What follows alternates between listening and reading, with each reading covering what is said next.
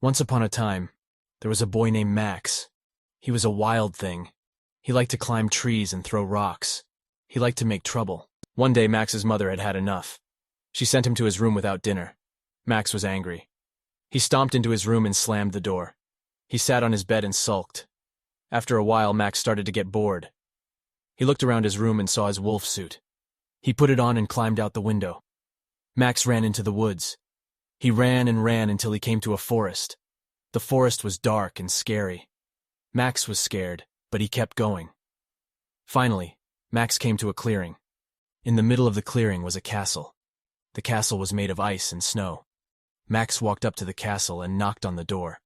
The door opened, and a group of wild things came out. The wild things were big and hairy.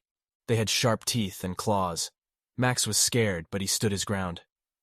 "Who are you?" asked the leader of the wild things. "I'm Max," said Max. "I'm a wild thing." The wild things were impressed. They had never met a wild thing like Max before.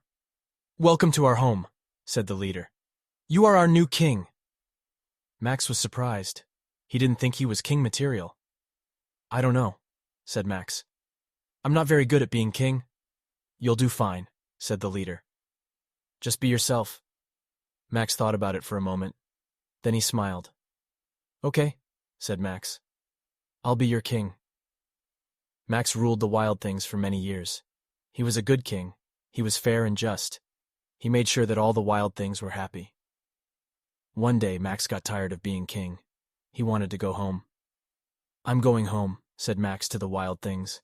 The wild things were sad to see Max go. They had grown to love him. "Please don't go," said the leader. "We need you." "I'll be back," said Max. "I promise." Max waved goodbye to the wild things. He walked out of the forest and into the woods. He walked and walked until he came to his house. Max opened the door and went inside. His mother was there. She was so happy to see him. "Max!" she cried. "Where have you been?" "I've been on an adventure," said Max, "and I'm home now." Max's mother hugged him tightly. She was so glad to have him home. Max was glad to be home too. He had learned a lot on his adventure. He had learned that it's okay to be different. He had learned that it's important to be yourself. And he had learned that home is always the best place to be.